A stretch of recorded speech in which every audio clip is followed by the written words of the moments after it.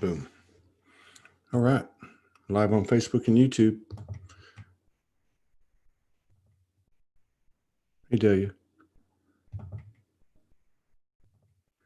All right.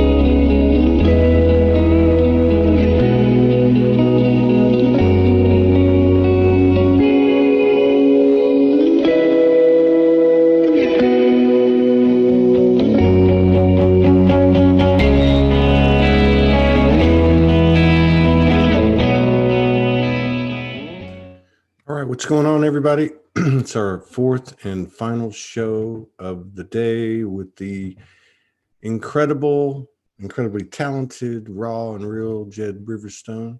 We are working on having a set schedule. Leilani is helping with that.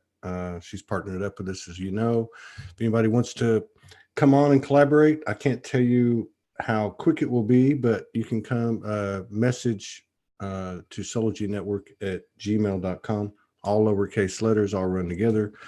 What was I going to say? Oh, so on Tuesdays and Thursdays, we try to have a long day and go deep into the evening, and that may change, but there'll always be a couple of days. And one of the reasons we're doing that is so we can pick up our friends down under in New Zealand and Australia, such as Ged Riverstone. All right. Welcome, everybody, in the Zoom room. We got a few people in the Zoom room. All right. Let's get Ged up here, see what's happening.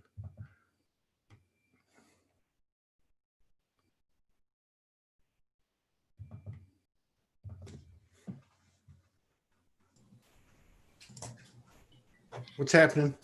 How are you, brother? Sorry, I was muted on my video. How are you doing? Okay. You all right? Where are you at? Is that your house? Yeah. Did you move? Oh, you moved, didn't you? Last October. I've been in this place. October. I can't remember. I can't remember anything anymore. And me neither, particularly. I had about 3 hours sleep the night before, and I had about 4 hours last night. So I'm good. Yeah.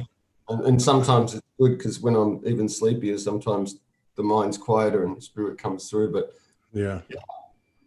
Cool. I've been like, today I've been kind of like, even though I did 4 shows, or this is the 4th show, it's been like, I'm not like fuzzy, but everything's like slow motion. I can't explain it. Yeah. It feels like everything's moving, not slow, like on the linear level, but just like everything seems to be like, I don't know, in a good way, actually. Yeah, it's almost, I was kind of like that yesterday a bit too. It's almost surreal. It's almost a little slow and dreamy. Yeah. Kind of. Yeah, that's what I'm talking about. Yeah. See, I knew you could describe it better than I could. So what's been happening, man? I did it in less than 8,000 words. What's been happening? I haven't seen you in probably about 3 months. But this summer, well, it's our summer in the Northern Hemisphere, but June, July, and what we've had in August, it seems to have been brought in substantial changes or something. I don't know. I can't put my finger on any of it, really. What about you? Yeah. It's I mean, this whole year, wow. But August has been There's a lot landing. I mean, it Yeah. has in the last few months, I think, really. It has this year, it has in the last few months. But I think in August, there's been a lot, whatever you want to call it, you call it New Earth, whatever you want to call this shift we're doing, this transformation. I feel like this year, August more than ever, I feel like it's becoming more and more tangible. It's more and more tangible and present in our reality, or either bringing it to our reality, or our reality's morphing into that, whatever that's merging and meeting. And it's interesting how I was reminded yesterday, something came through about the getting this really powerful symbol, and something came through about the line of division is the line of the merge. And I was reminded that about this time last year, a member of my team came through clearly and said that soon you're going to start to see this kind of seeming division in the worlds, you know, like Dolores talked about a lot, or whatever, you know, that seeming separation.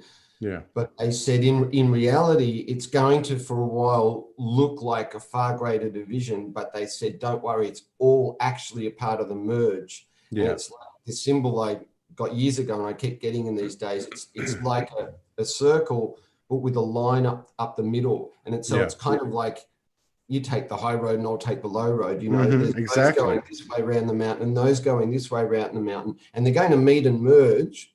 Yeah. And the whole way along, there's actually there is that meeting and merging as a reality, but another level of reality. They seem to be doing this, but you know, and I get that.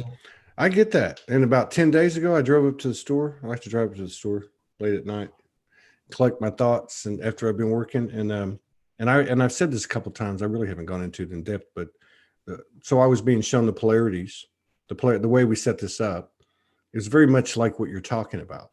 And basically, I was being shown the absolute perfection of it, you know, how we set it up. And as we're going down the home stretch, we're like throwing like gas on the fire in the form of these overlays that are even creating more extremity, you know, more of an extremity between the polarities, but that this is by design. And the reason that we've done this, and if you listen to Franco and the stuff he's talked about for years, that was the whole purpose 12,000 years ago when everything changed and the deluge came, you know, that we upped the ante. And that's when he talks about the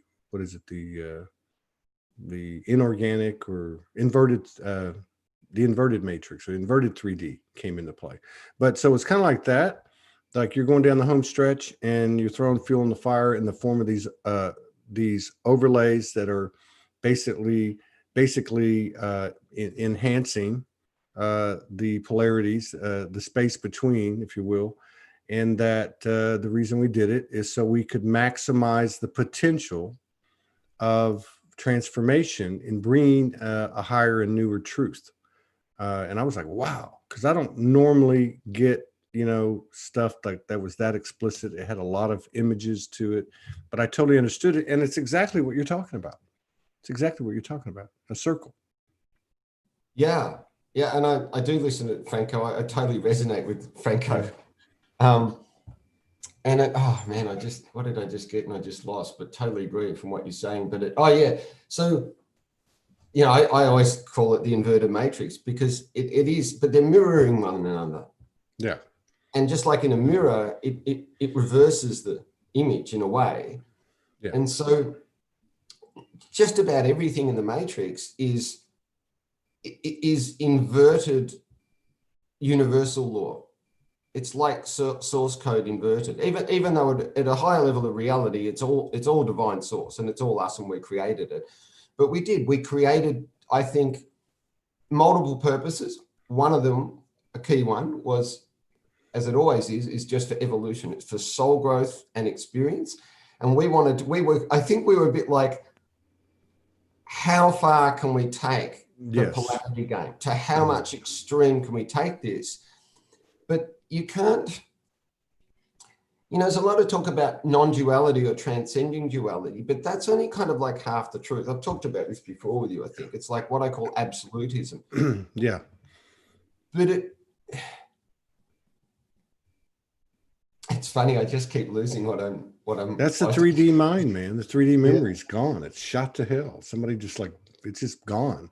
But no, I get what you're saying. This whole thing about non-duality. I've always struggled with the Far Eastern, a little bit with the Far Eastern teachings, in that it's almost like they don't go this far, but it's almost like nothing matters. Like nothing matters, and I'm like, bullshit. I'm here. I matter. If you want to be over there, and I mean, I guess what I'm getting at is, so what did you say? The absolution of like dual or non-duality.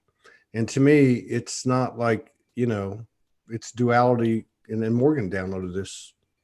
I don't know if you ever seen that necklace she wears, that triple Taurus or whatever it's called.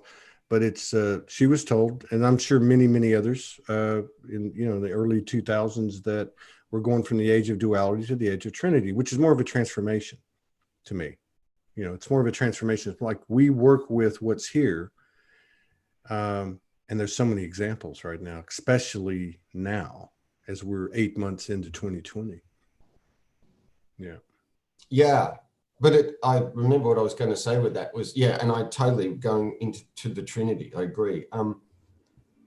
But you don't transcend duality in that sense of, and I think what you're saying in many ways, I think is so much the Western interpretation of Indian or Eastern philosophy. Yeah. And I hear it a lot, even people who have actually popped or whatever, but there's a head popping, a heart popping, and a gut popping. And there can be that, particularly if it's more a head than a heart popping, there can be that. And I'm not knocking it. It's awesome. It's all part of the journey, but there can be that, getting to the top of the mountain and then kind of wanting to stay there, and emptiness, and it's all illusion. It's all a dream. Nobody's really suffering. And it's like, that is half the truth. That is true. Divine source, it's all just God dressed in drag. Nobody's suffering. But the absolute is the Ein Sof Or, is the all that is, which includes everything. It includes every single level of relative reality. That's right. And the experience of pain is very real to those within that experience of that level of reality. Pain. I don't think there's anyone here that hasn't felt it. No. And so to deny that, like, to me, I always use the example of, if a friend of mine lost their child, because to me, that's probably the most painful thing we experience as a human being.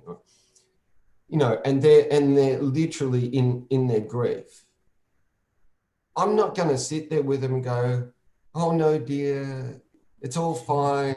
It's all illusion. It's all part of the soul." Even if it is a soul planet, it is. That's true. But to do that, no, I'm much more likely that I'm going to just sit down there and hold them and cry with them. Like to deny anyway.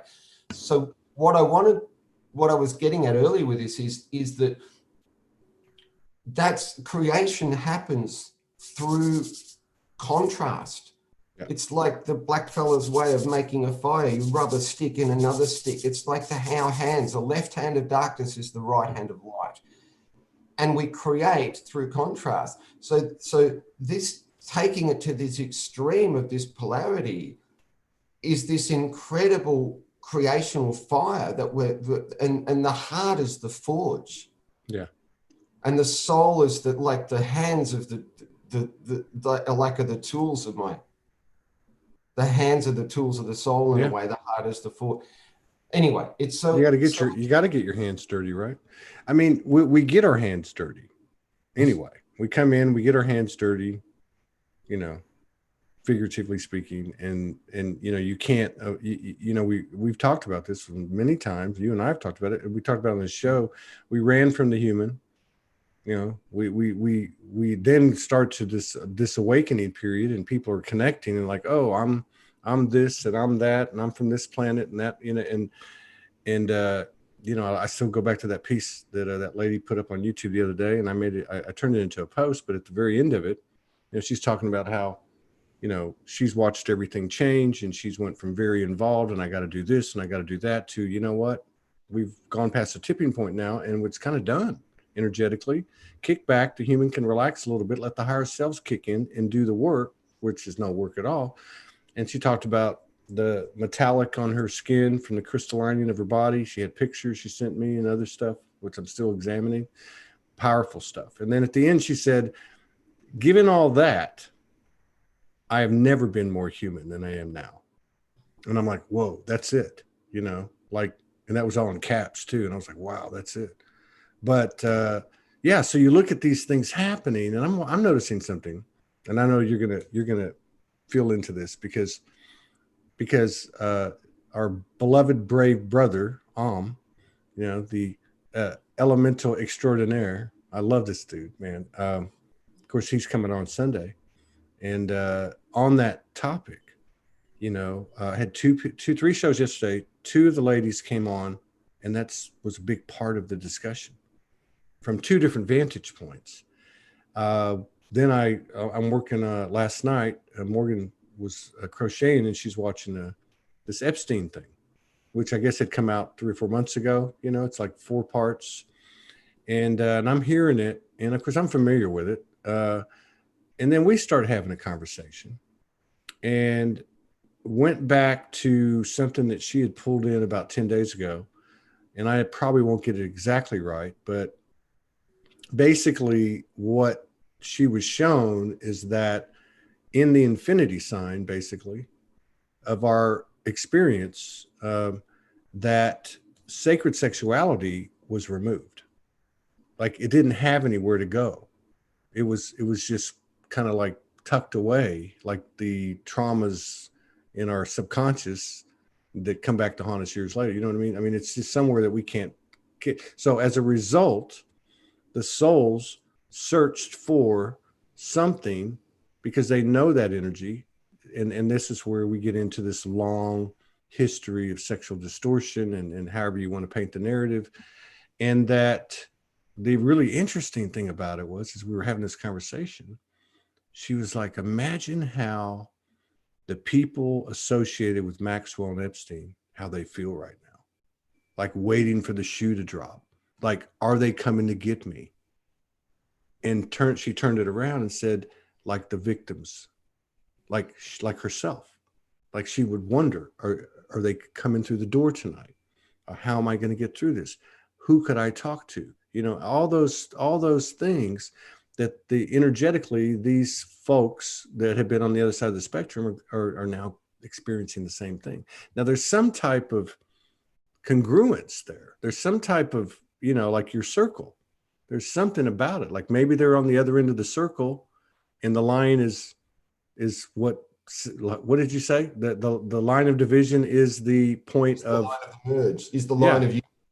Yeah. So if you look at that symbol you have, the circle with a line down it, and you picture one end of the spectrum at the top of the line, one at the bottom, or however you have it, you're actually, you're separated, but you're not. You know what I mean? You're actually standing on the same ground. Yeah. So it's getting interesting. But the reason I bring that up is, and I think is one of those souls that that's breaking down an energetic door. I look at similar to the Me Too thing. There's so much involved with what him and people like him are doing, because it doesn't just involve it involves everyone. The Me Too thing was primarily women, and that was needed, but this is like everyone. And I think the reason it's happening is because it has to come up, just like our own personal stuff has to come up, before it can be, whatever you call it, released or transformed. But it's interesting. I wonder what your thoughts on this, but I wonder what's left after this one. Like, will we clean this one up? What's left? And not only that, even if it's, what's going to come in for every degree that it's aligned or cured or healed or whatever you want to call it, what's going to fill in behind it? Whoa. Like, we'll see. yeah. I don't think we will really see till it's there. Well,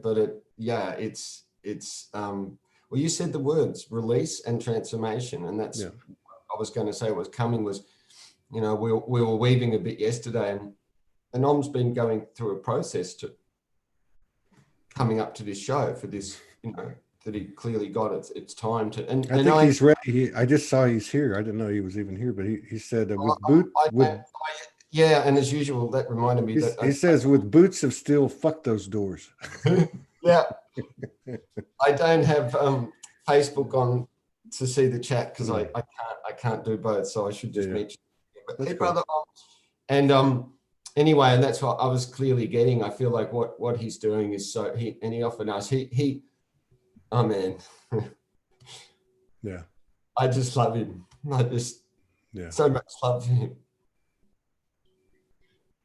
Yeah, man. At one level, we're all equal. We're all as divinely special and as human. But that soul he took on, I don't think I could have done his walk. I don't think my soul's strong enough to have done the walk. He did it. Dude, he's a beast, man. He's a boss. But you are too. We all have our specificity in our missions, But, yeah, that's right. But I also totally honor his part in a way that I don't think I could have played that part, and I honor that. But what I was getting yesterday clearly with that, and I don't, I feel like I'm only prompted to mention a certain amount in you talking to prepare for like his show with you, but I don't want to preempt it, but I do feel like the codes of release, that's what I clearly felt. And that's what it's released for all. And I'll get to that of what I feel like the heart and essence, what you're saying was, so the other 2 evenings ago or something, Shanine posted this beautiful video of her singing light language to music by, I'm sorry if I forget his name, Andy somebody, but anyway, it's also I saw it. I saw that. I actually saw it on your page. And as I said on the page, it's like, to me, how could you look at this at any child really? How can you look at a baby? How could you look at this and not see the divine and the human, but not see that divine, not see that, just the divine? But what came really strongly, and it's not, I've had a lot of these moments lately. They're kind of the mic drop moments where it's like, not where it's like you got something you didn't get before, but those moments, I keep getting this lately, where it's that something you've understood, and I don't just mean conceptually, you have understood it, but it pops open to just a deeper, it's like you drop into a whole deeper level of understanding and expansion. And so that was just that deepening and expansion and that heart opening. There's a lot of heart opening going on in these days. I know there is. I looked at that, and with that, it was also, for me, it's like, how could you possibly, even for a moment, even have a thought, let alone an intent to harm a child? You'd have to be absolutely unconscious, first of all. I mean, we could really pick it apart, but I mean, to me, it's a delicate scenario because it requires, diligence in maintaining, sustaining, and expanding the higher knowing, and doing what we came here to do in all regards, which is the circle with the line, is to meet you on that soul highway, right? What I love about the potential, really the reality of what he's doing and others like him, is that because it's representing all, one of the byproducts of it is the male, the male gender, okay, in its physicality, actually coming to the table like you right now and shedding a tear, coming to the table and getting this shit off our chest. Now the women, which is kind of paralleling the energetics. Did this 3 years ago, and that was a huge wave. There was a huge surge in feminine power. It's interesting. I was talking to Benoit Bouillon today, and he's always, constantly, connected. And I said, hey man, can we ask you some questions? Somebody said, has the divine feminine, or the feminine, healed completely? He said no. And I said, well, where are they at? He said 98%. And he said, and the men are 25. He said, now that sounds bad, but it's really not. You know what I mean? And it makes sense. And we're talking energy here. But I think this type of thing that he's stepping forward, and people like him stepping forward and doing and expressing, is going to be a big catalyst for the masculine growth and all. Well, when that ties into, because kind of the completion of that part of what I was saying was that following up that, it's like anathema to the human and the divine to want to harm a child, let alone to do the level of depravity of stuff of what we're talking about is coming out to be spoken and seen more clearly. Yeah.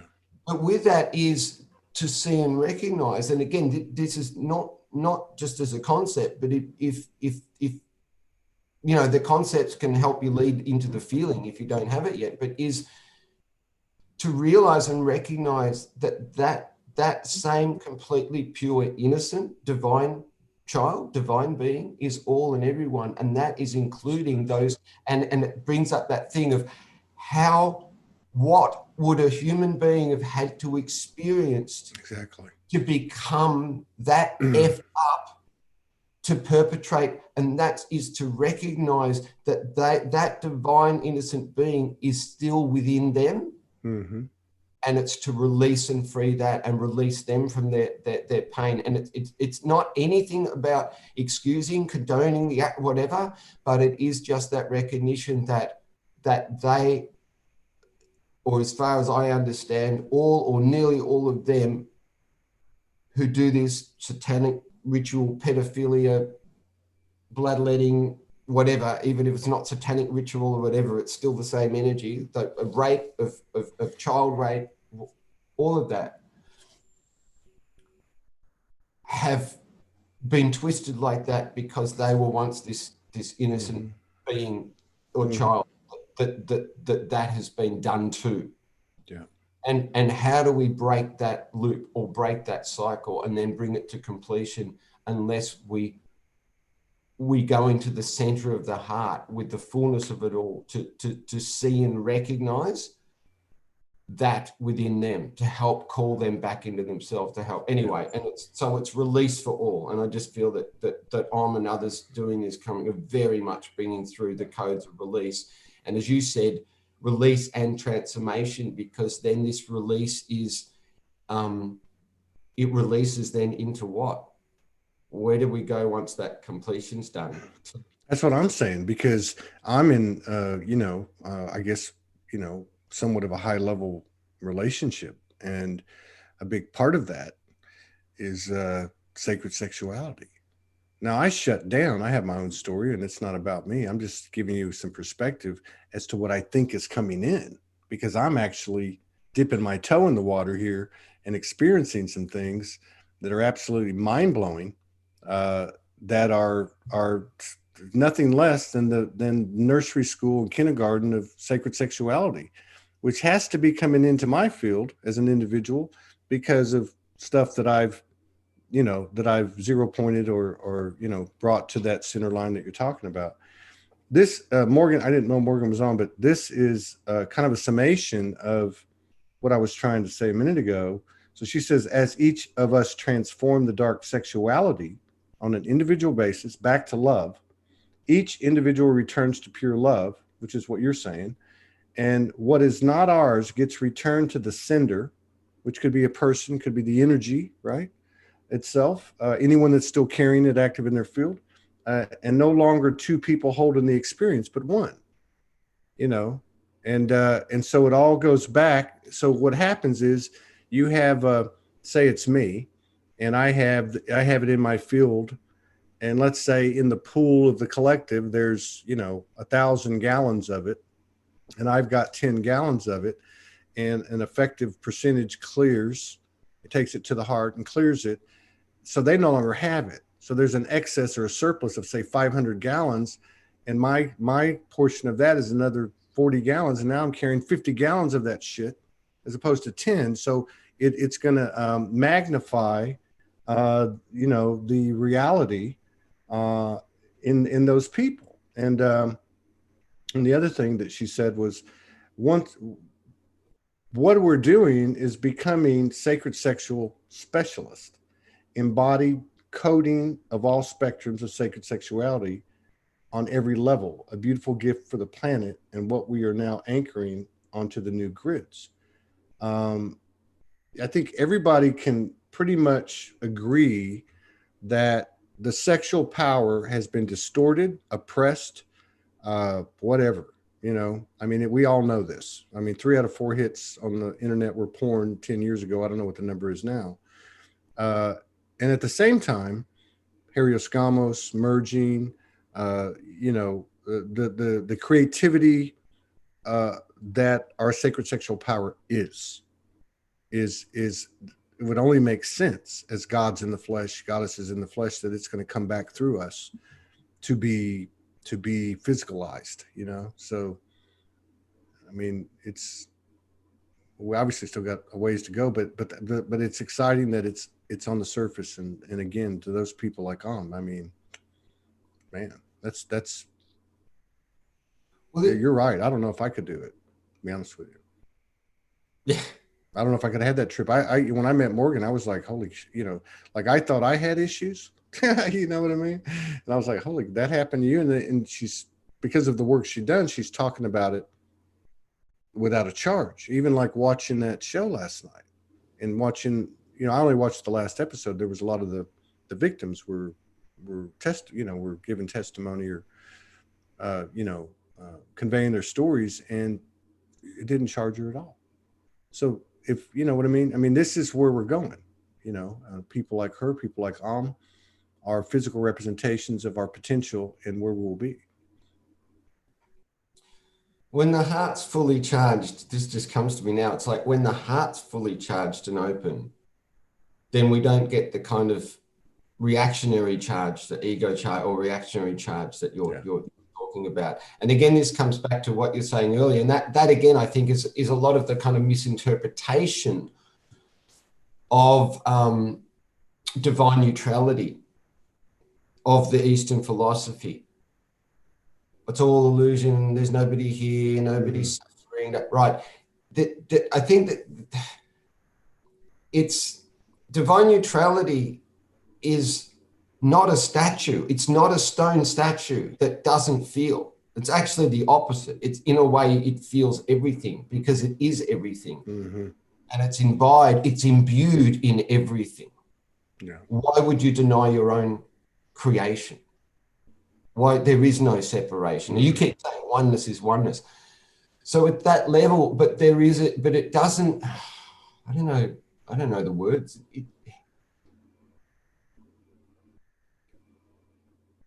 It can feel the suffering of all far more deeply and tangibly. It's not in denial of that suffering or just calling it illusion. But in a sense, it's the relationship to suffering changes. That's all I can say. It's like that divine aspect is, I don't know. I don't have the right words. It's a lot what I think Jesus was saying was, no, you're not. Each bird singing, like the universe cares for that. It cares. I was going to say more deeply than the human can, but that's not true because it's within our humanity that lay our divinity and vice versa. It's where the divine is in the heart. But when they meet like that, then somehow you feel the depth of it. You feel the depth of the human experience, including the depth of the level of pain that human experience and human journey has chosen to take. I mean, my personal walk in this life compared to mine was just a complete walk in the park compared to many people's, right? but it feels that fully. But you're not, there's no change. You're not bound. I don't know. I don't have the right words for it, but I'm sure you know what There's a I'm lot of that going on. I don't feel bad. Don't feel like the Lone Ranger. Haruko, Blue Star Child was on before you. And I don't know if you know her, but she lives in Shasta. And she's an incredible lady. And she has a shop. She's open from 12 to 5. And what she does is every morning she goes out to the mountain or to a stream or, and this has been going on for quite some time after years of channeling these incredible, light language pieces she does. Because I asked her, I said, are you doing any new ones? And she's like, no, I just go out and connect to Mother Earth every day. And what she said was a lot like what you just said about the universe feels everything. And you wanted to say that even more than the human, but that can't be true, right? I mean, but she was saying something very similar. She said, I don't know what else to tell you, but to bring everything into your heart. And I know that she talked about new age and, but she said, because I said, what is Mother telling you? And she said, that's it.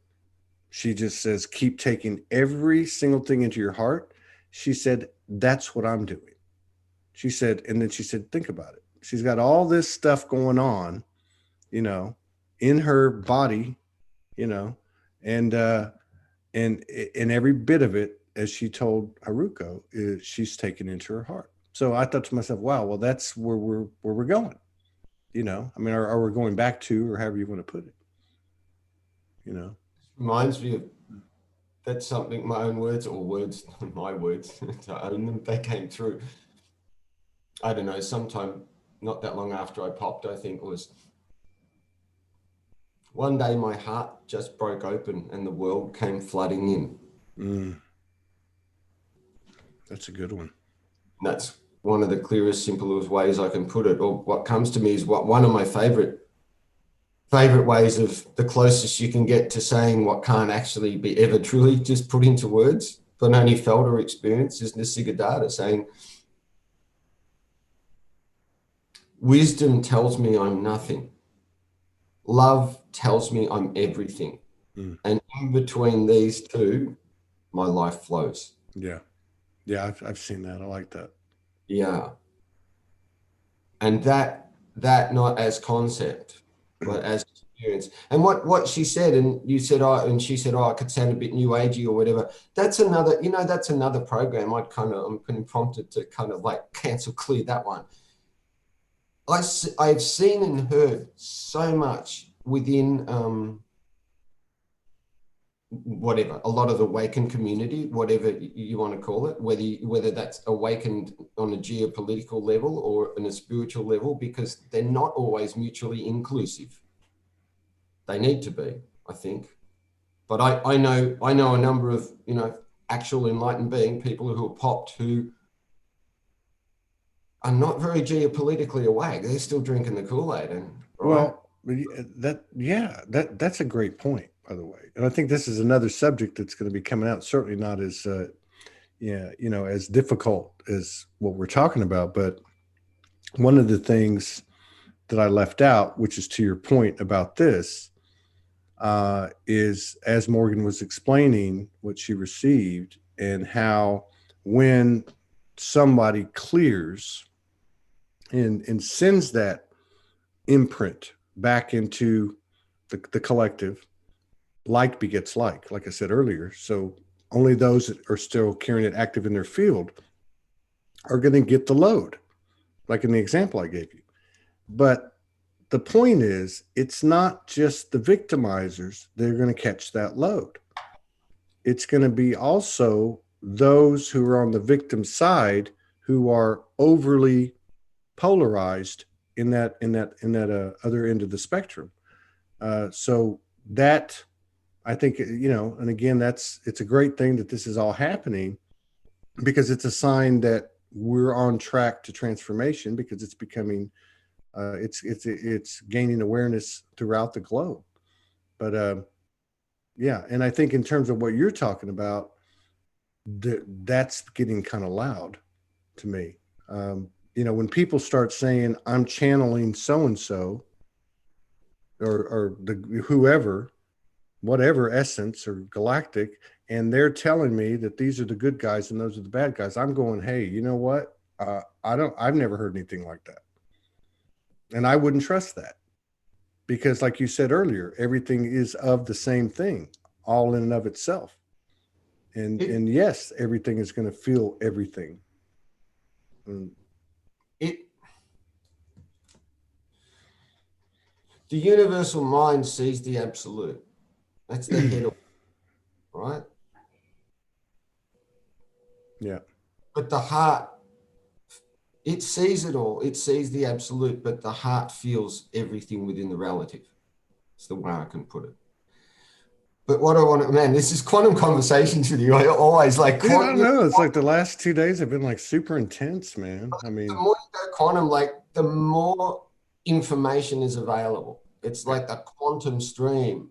But in one way, I think I said this to you before at some point too, and I know you get this. In another way, the more quantum, the more simple it actually gets. True. At one level.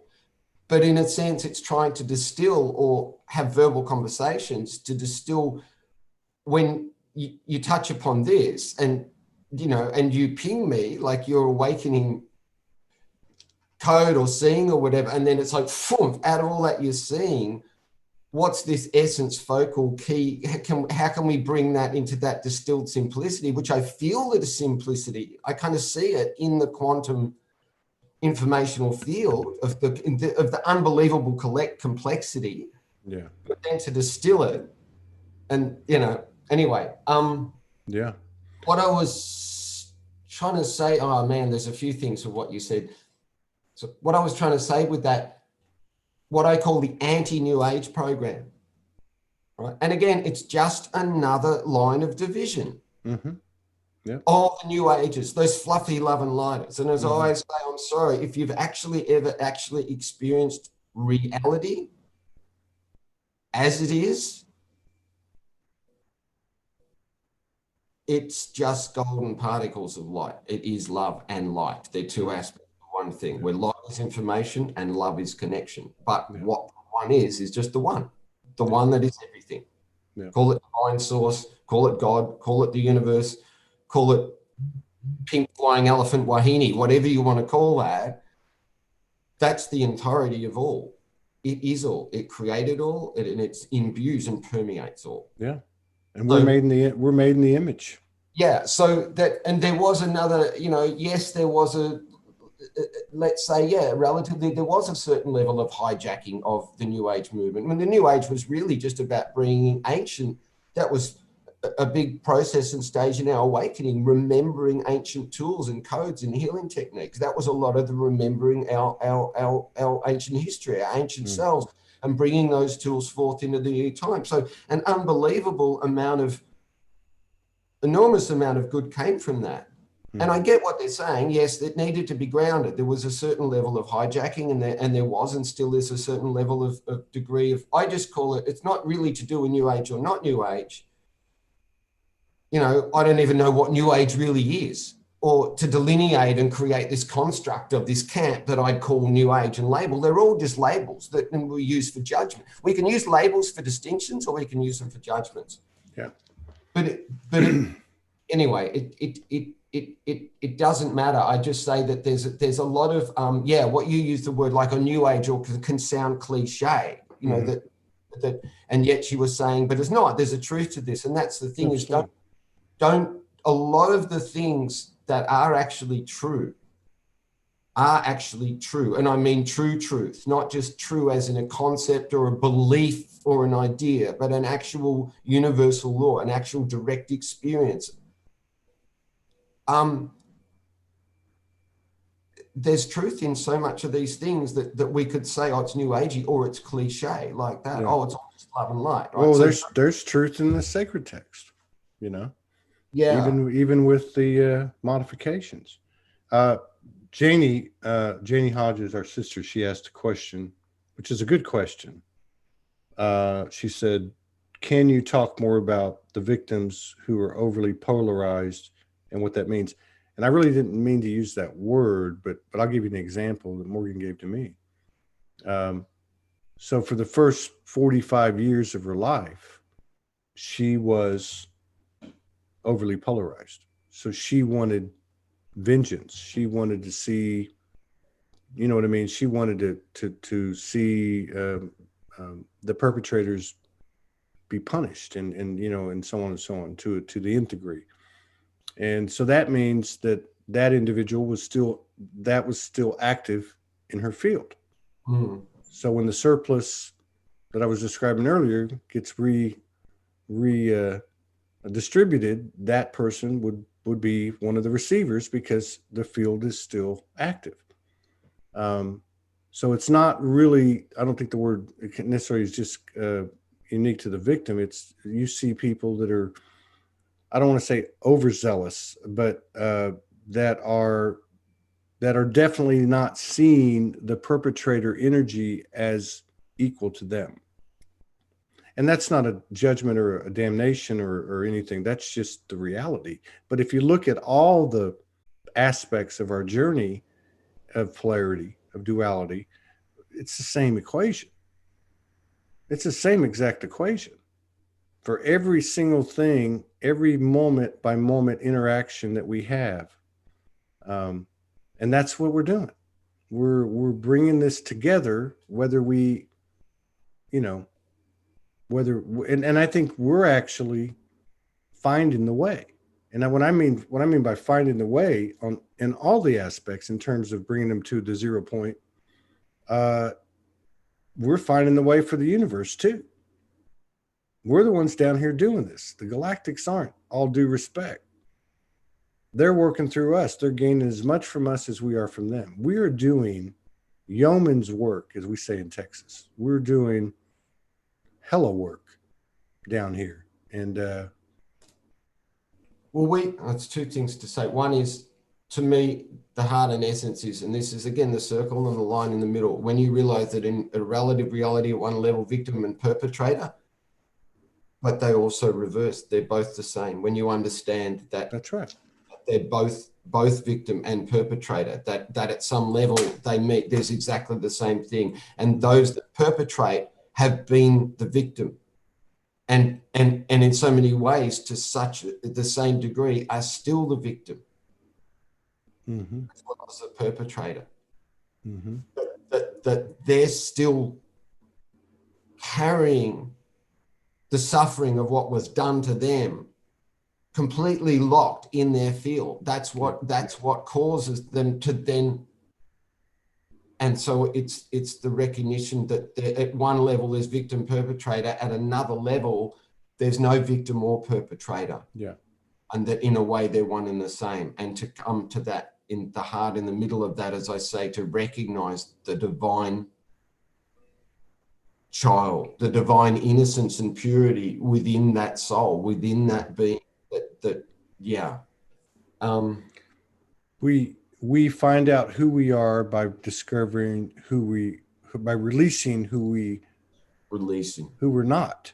And Yeah. if you look at the path of whatever the subject, or whatever the situation is, we'll use the term victim and perpetrator. Both of them have a false identity, an impression, a part of them anyway, of who they are. And we all know this because we've all shed the shit out of this stuff, and we've got the trajectory of becoming holy and whole. But if you look at it and take the human only perspective out of it, it's the same thing. Both are under the spell of the imprint of whatever event or whatever that has created this persona, or partially part of their persona, that they identify with and that they cannot separate from. And this is what we're all doing. We're separating from whatever imprints that we design, be it addiction or you know, whatever. I mean, there's all kinds of them out there. Over identification. Yeah, and that all of what you said, is how all of that within ourselves, all of the parts in ourselves that have been or maybe still are to whatever degree fractalized. Yeah. That still are playing both victim and perpetrator, Yeah. both within and without, because only ever expressed without ever it's happening within. What parts of ourselves are still playing the victim card? What parts of ourselves That's right. are perpetrating? That's right. Within what That's part of exactly, that's a ourselves is great point, Jed. victimizing ourselves, is both the perpetrator and the victim within ourselves. If anyone here doesn't think they've been a perpetrator, energetically, it's the same thing. It takes on it could be a somewhat horrific physical experience, but energetically, it's the same thing. We've all done it, and so if we look at it, if somebody said, and we've all been there, we've all also got narcissistic aspects, right? Some we've dealt with, some we haven't, whatever. But I can remember many times in my early life going, I'm not like that. I'm not like that. And therefore it's active in my field.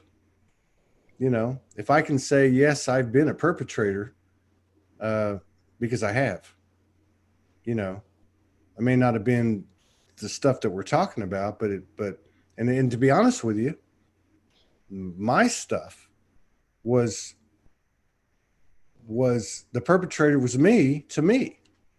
That's what I'm saying. You know what I mean? I mean, that's the ego, and I'm not vilifying the ego. Again, I'm only talking about one aspect of it, the part that is still in the illusion of the separation. But how often within that is us punishing ourselves, us judging ourselves.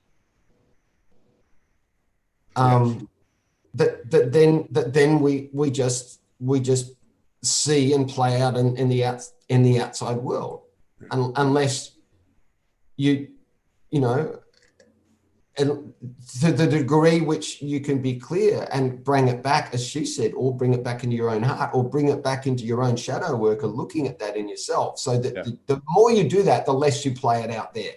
Yeah. But yeah. I mean, that's the thing. That's the whole thing, I guess, in a nutshell is, and I've said it many times, you cannot say I am that. I am the I am, but I'm not that, or I'm not that. You can't, I mean, I thought breaking bread with the reptilians for me was over 3 or 4 months ago. Not that it was a big deal, but Morgan and I had an experience and it was very, very cool. But 10 days ago, I had a white wolf pop up and then a dragon pull up next to me. And then the next thing I know, I'm staring at a stout barrel-chested reptilian, and it's the same song and dance. Not to make light of it, but you either open your heart or you don't, and, faith is fearless and fear is faithless. And we are the verb, the transitive verb faith. There's something innate in us that knows, and ultimately through whatever our path is, and they're all, like you said, they're all separate. We're going there. We're going there by force or flow.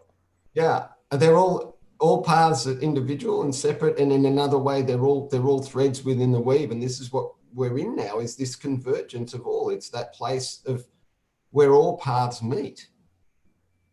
Yeah, where all paths meet, and that center of that circle, that oneness of it all, and that it is all us. That we are, and again, not as concept, as experience. I think that everything and nothing, and it makes it. How can I put it? It's not like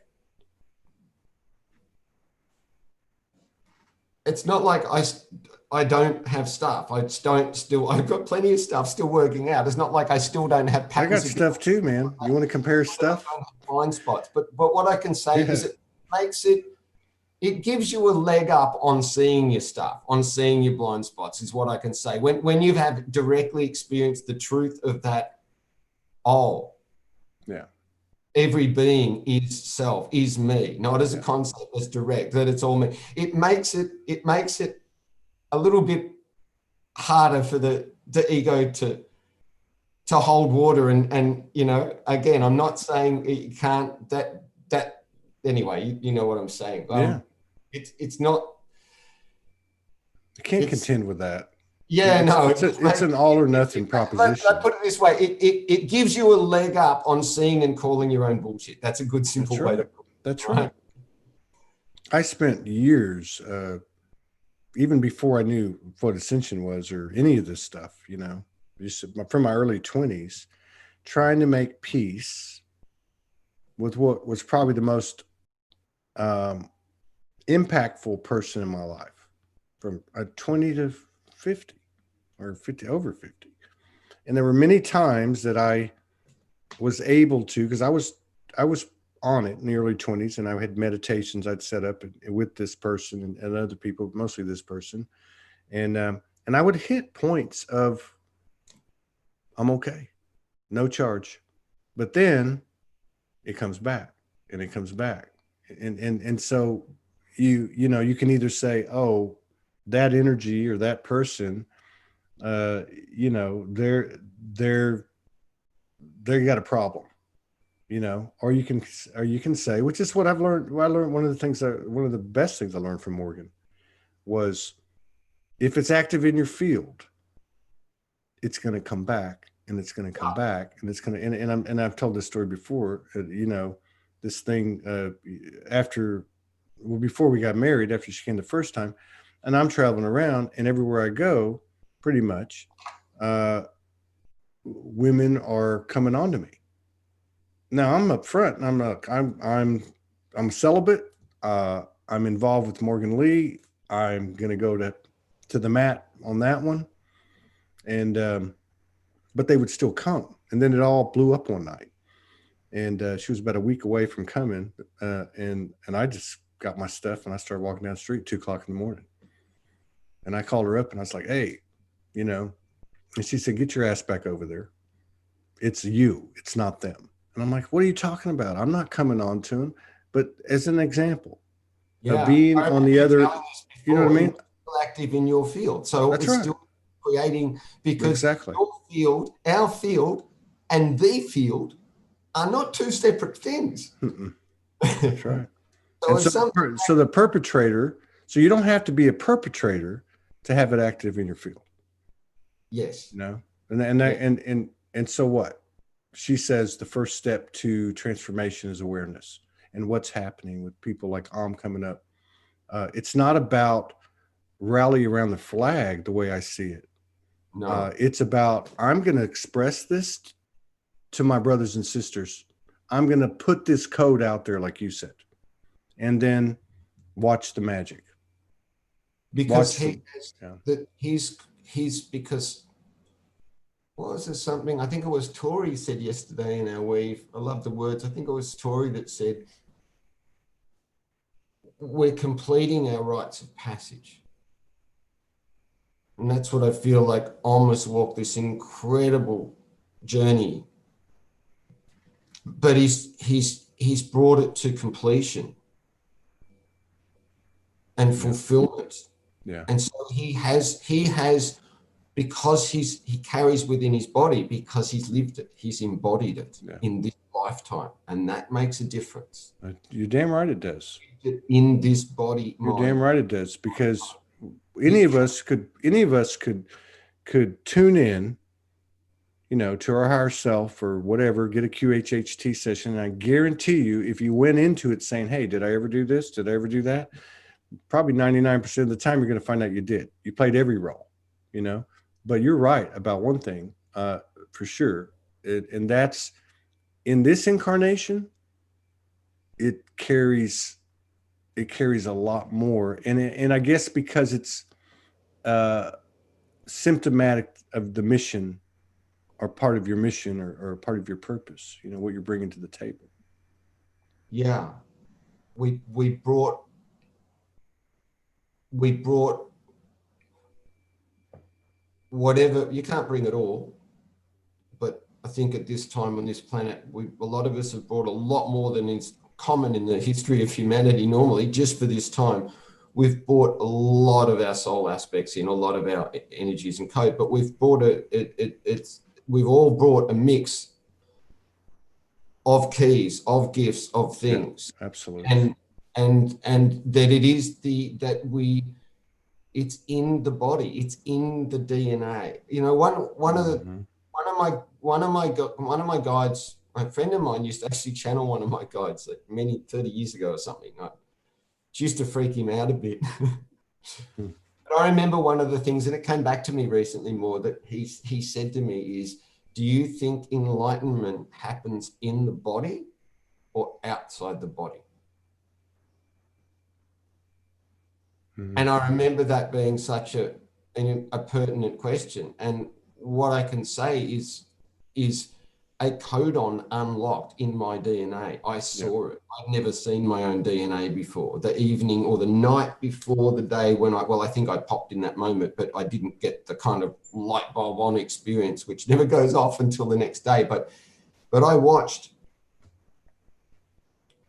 Oh, I was seeing this ladder thing of rainbow colors, and I said to my team, like, what am I looking at? And they said, you're looking at your own DNA. And I went, wow, I've never seen that before.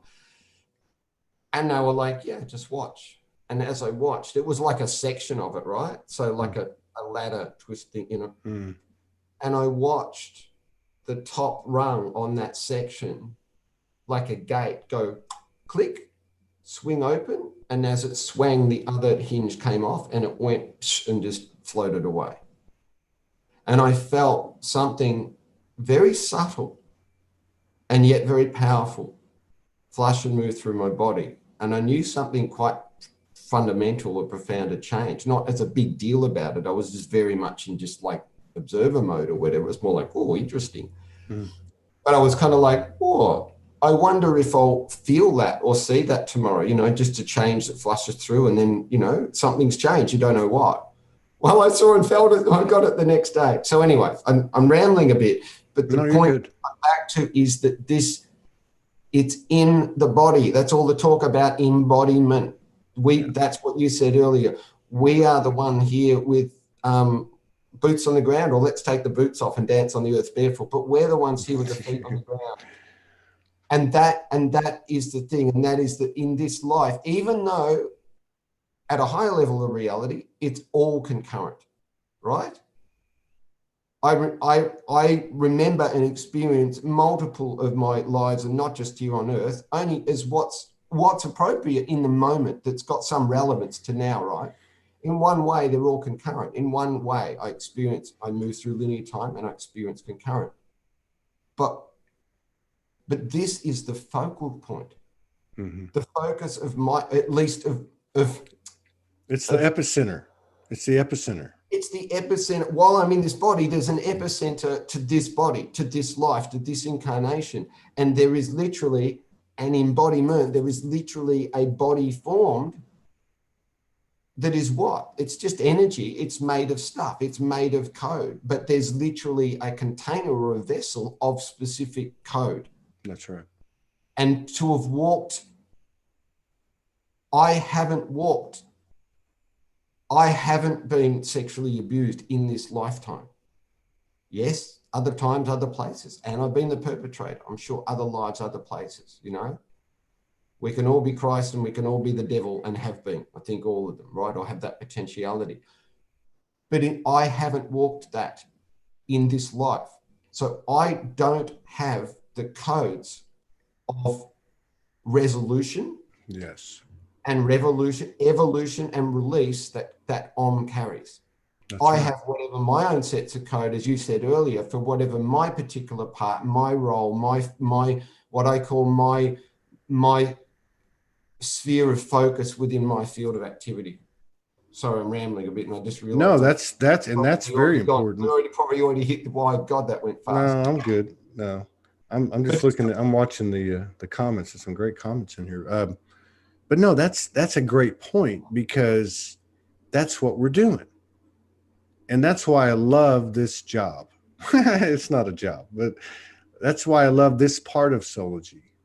You know, I like the artistic stuff but you know, this is it's a conversation on the surface, but it's a code exchange. And because we're in a quantum field now, everybody that's on the live and on the replay, no matter when they come in on the linear timeline, they're all part of this vortex. And there's code flying all around here. And now and then you have something huge come in, which is what he's stepping up to do. And so you're right. I don't have that code. You don't have that code. You know, I mean, I've been exposed to a lot of similar code because of Morgan, you know, but he may have something that I've not been, you know what I mean? Because he's a male, I'm a male, maybe, you know, who knows? But this is what we're doing.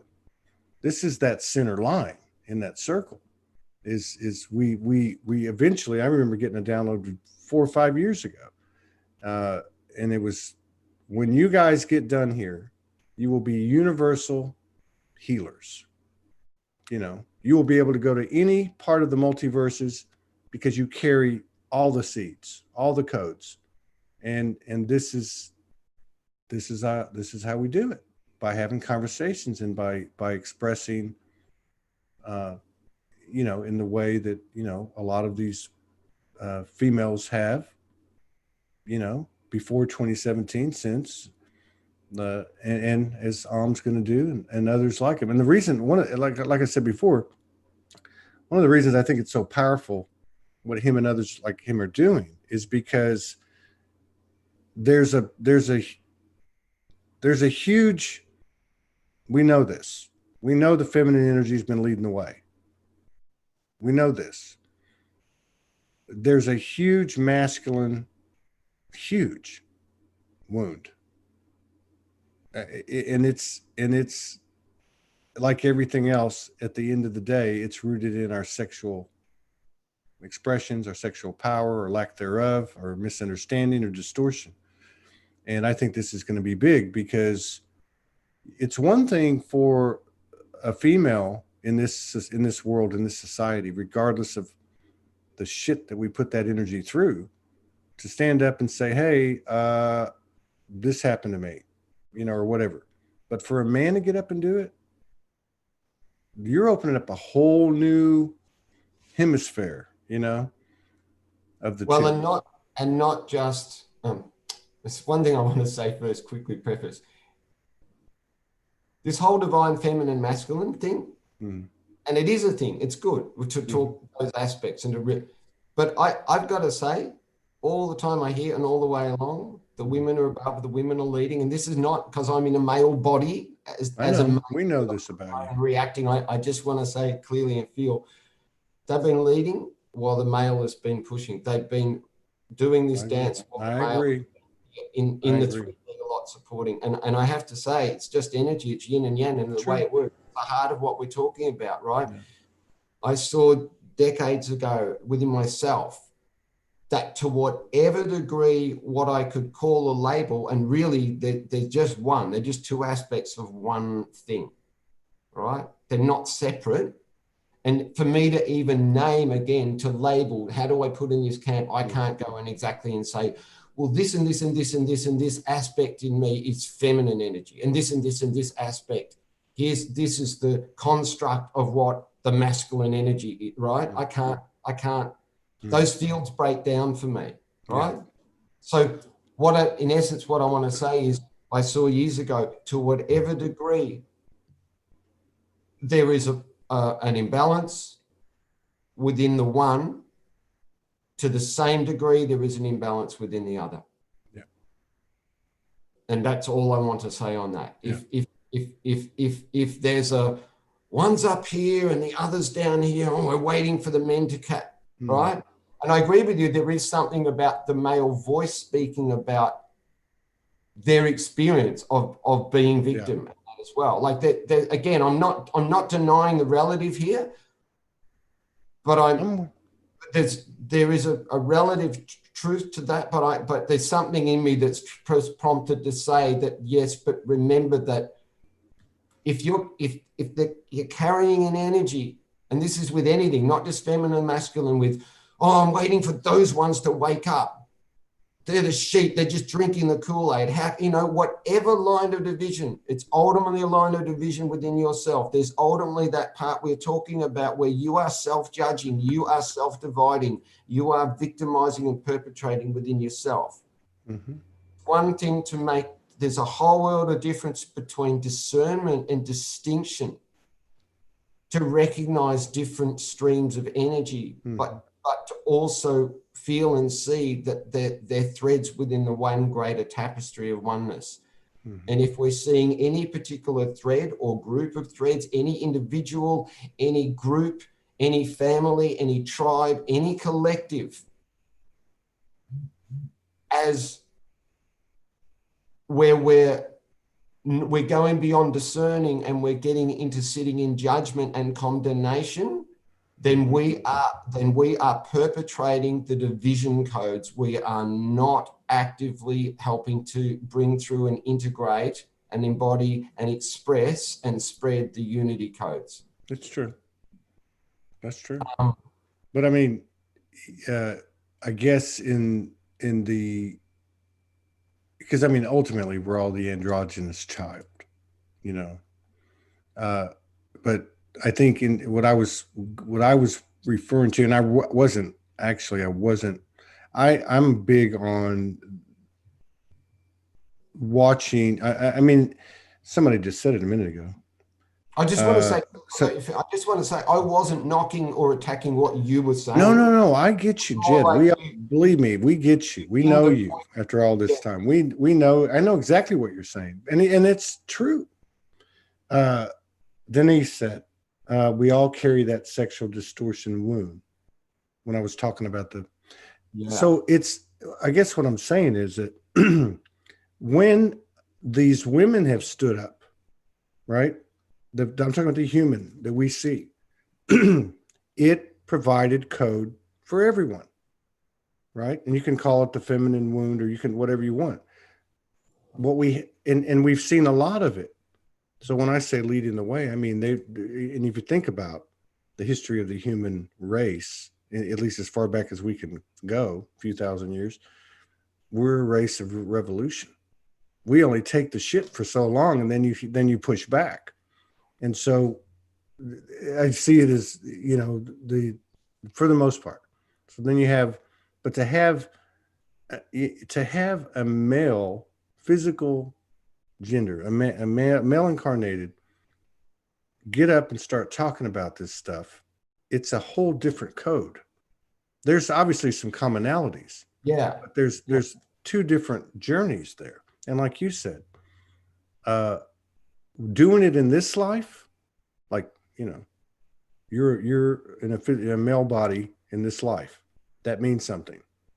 Just as he had the journey he had in this life, there's a purpose behind it, and I agree with you too. There's multiple purposes, but no, I absolutely know what you were saying. And I just got it really, I can put it really clearly, really, really clearly for change is I'm not knocking at all. I agree. They're leading the way. They led the way. They broke the ground.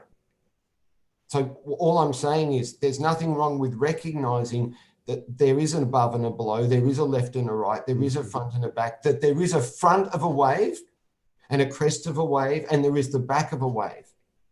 All I'm saying, there's nothing wrong with that. It's recognizing that clearly and to honor that. To honor they led the way, to honor they broke the ground. But all I'm saying is in the honoring of that, is to again, it's this whole duality and the circle and the line. Are you looking at the line of division or of the unity of the whole? Right. When we look at a wave is to see the whole wave. We don't go, there's the front of the wave and the back of the wave can go and F itself because it's behind, right? Why don't you catch up? Right? I'm just talking about that when we make judgments. I agree. I agree. And maybe the question I asked, the question I asked at the top of the show of there's a lag. I was interrupt you. Was what happens after this one? Well, Yeah. I think it's obvious that the last line of separation will be gender. In the physicality, especially when you consider the energetics of what happens inside of us with sacred union, and then it will be reflected, in multiple ways. But I mean, ultimately, I'll tell you straight up, we've had Morgan and I in our journey have had 3 pretty significant triad encounters with what I would consider androgynous beings, energetically. And I think we're going to see more and more of that. But yeah, I agree with you. At some point, that'll be what else would be left after that? Well, that's it. We're getting to the very root of the separation, and the root of all of our gifts, and the keys to the kingdom, the key to the doorway, has always been. It's all of it. It's all of our chakras. It's all of our energy. The key to the chastity belt. The reason why, let's say we did it to ourselves. The reason why we had to lock so much of our own codons and our own gifts and our own stuff away for us to have this experience we've had, right? Yeah. Now we're opening it all back up, right? Yeah. But to me, the root chakra, the root heart, the root of it is we're bringing the sacred. This is a lot what I've seen in this month. I mean, over months, years, but in this month particularly, so been a lot going on in the sacral.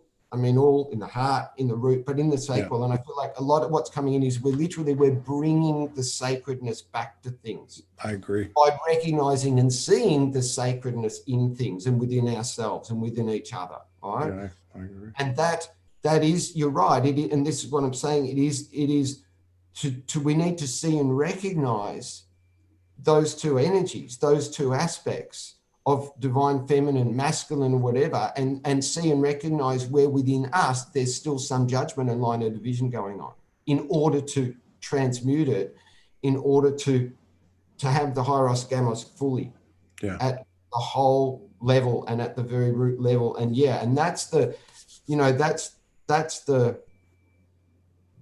I said the heart is a forge of creation in a way, the heart fire, and that's true. But there is also and that's the circle and the line. It's the lingam and the yoni. It's Excalibur in the Grail. It's the 1 and the 0. It's that symbol to me is the most.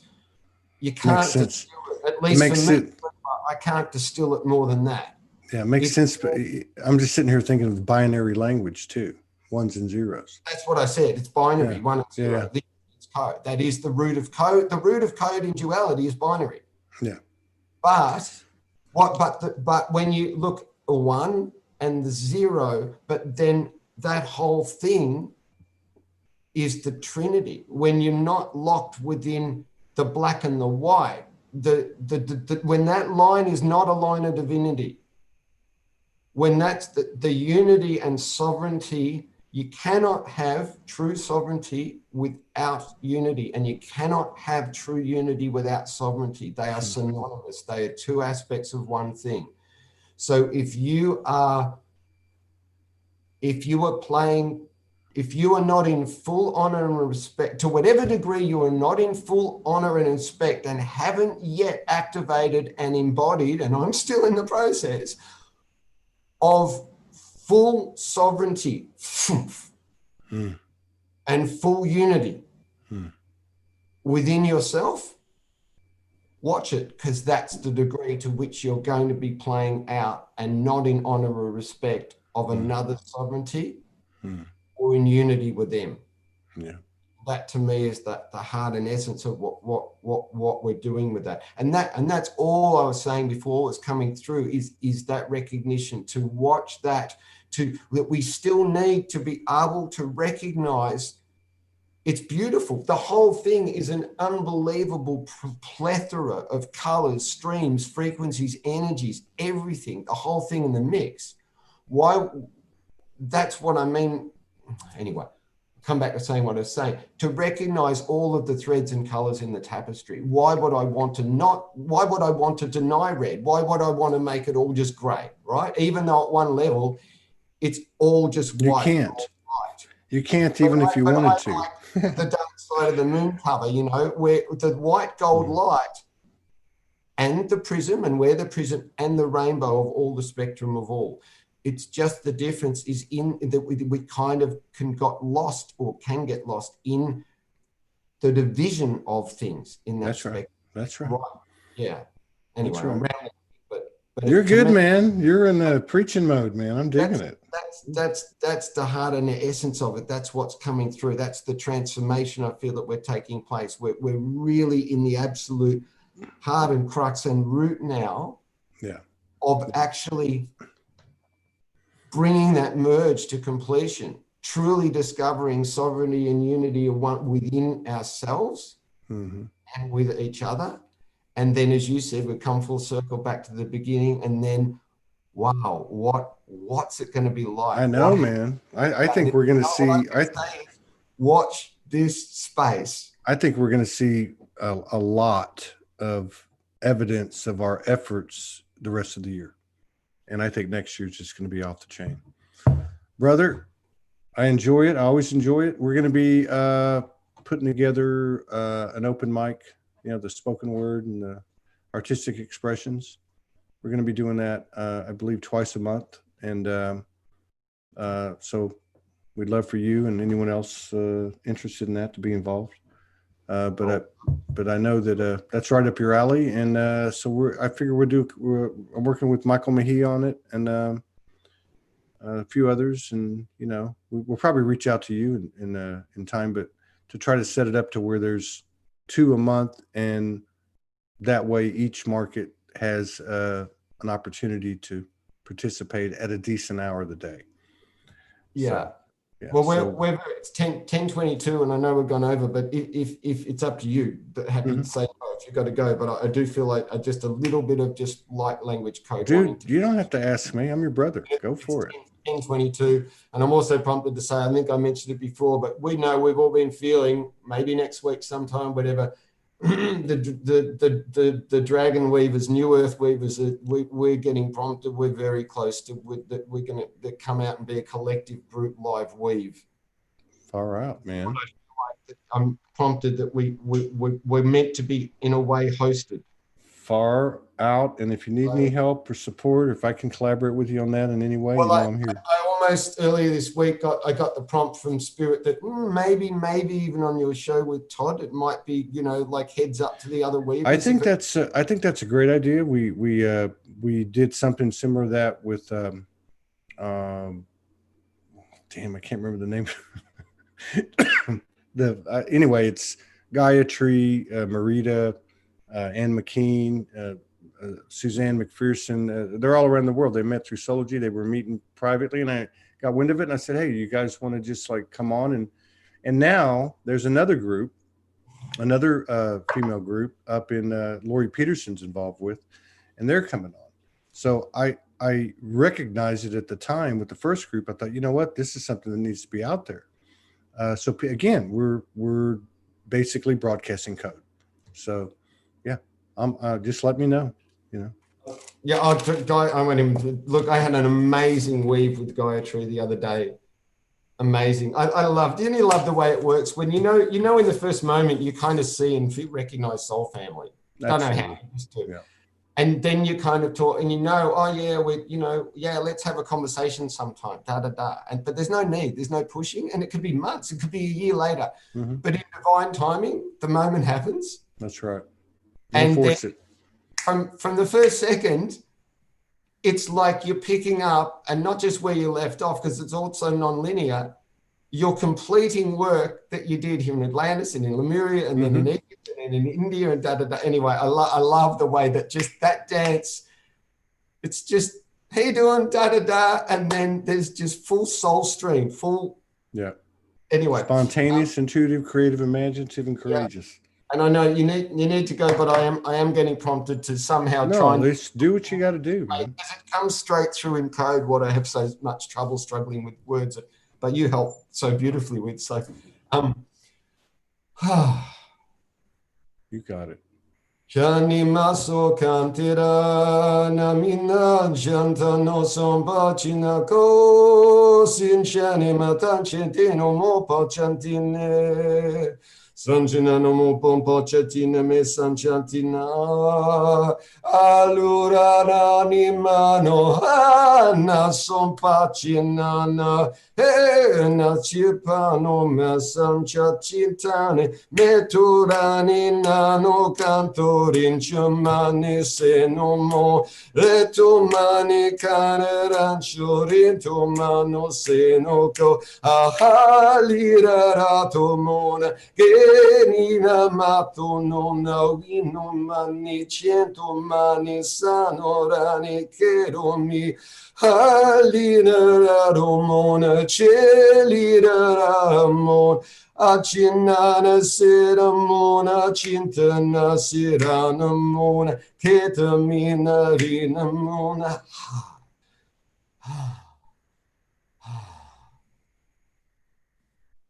And the last of that I just reminded was used a beautiful word, I think, is just leave with that with him. What he's doing with you is ceremony. Yeah. It's ceremony. Yeah. Man, that was powerful. Talk about weaving. The last question. Yeah, man, that coding right there with you. Yeah, she said. Who's in the Dragon Weavers group? Denise Chadwick. Uh-huh. You know most of this. Denise Chadwick. Yeah. A good old friend of hers, Tori or Victoria Bassett. Okay. Should any and all of these, I think you would have an amazing conversation with at any time when called, when you feel it. So Tori Bassett, of course, Melinda Russ, who did the fire, the Ring of Fire. Yes, I remember. Yeah, who honey lives 10 minutes away. I'm lucky. I have soul family, a few of them actually embodied right here in my town or my region. Speaking of that, Ronya Moss, and talk about codes embodied, man. She brought a chock full of stuff in. Is that right? Ivania. Wow. Yeah, and Ivania, so there's a couple there's Teresa Blackburn, who and I, we'd like a trinity. I remember the name, and I remember, I can't recall her now, but I remember that. And Sienna Avalon, Sienna? Yes. Yeah. So there's a few, so Ivania and Sienna and Teresa are, how can I put it? They're not, when I say active, they don't actively weave as in with the Zoom weaving. Like we weave a few, all of us weave almost every day. Yeah. And it's funny how Denise and I hardly get to weave now because of the time difference in that too, but I also feel also connected, and they're all weaving and all present. That's true. Yeah. Even if they're not in the Zoom weaving, they're weaving. This is going to be cool, man. But you just let me out know. of those that and just imagine the others are just as amazing. And again, I'm not saying this like we're anything special. This is just like this is anybody else. We're just it's a great concept. It's already it's starting to surface, and I think we'll see more and more. We'd love to be a part of it. I'm getting to is about the circle with the line. So this is also where we're at now. Is sources playing join the dots. So just like what I got a week or two ago was they're really joining, and that if you look, it's also the tree of life, right? Yeah. So, but each circle, all these soul group circles, that's right, that are weaving.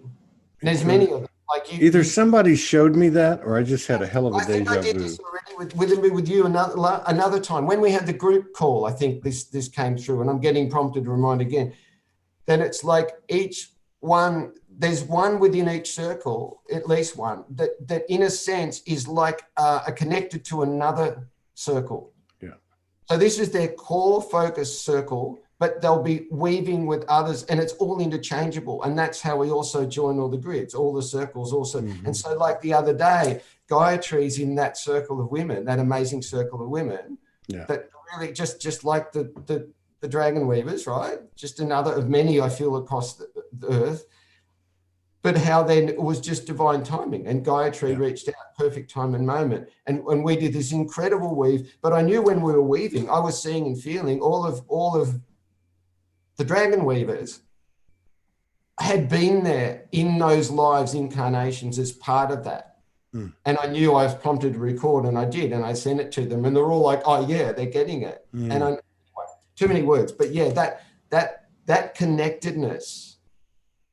Again, that what I said earlier about how we're really bringing this alive now. We're really dancing awake this dream into reality. It's become, and this connectedness of all the circles, which ultimately is the whole. And I'm not, when I say that the whole collective, I don't just mean humanity, it's everything. It's That's all right. But, That's right. Every Dimension, every timeline. I probably could have just held up that and chanted. Yeah, somebody either showed that to me, or I just had a. I did when we did. You did the open mic kind of thing. That's right. I knew I'd seen it. I'm like, no, I can't be getting that old. All right, brother. Anyway, I'll see you soon. Reach out. Let me know, or let Leilani know. I don't know why I can't stumble on people's names. Let Leilani know, or me know, and yeah, we'll set it up, man. We're looking for. We're actually looking to do. We're a little bit premature. We got a couple of them we're doing now, but we'll start producing shows again for other people, and but I'm not going to talk about that right now. But it's getting real close to that. So yeah, we're looking for this type of thing. I think people need to see it. But you take care. I'll see you soon. Thank you very much, love. Love to Morgan.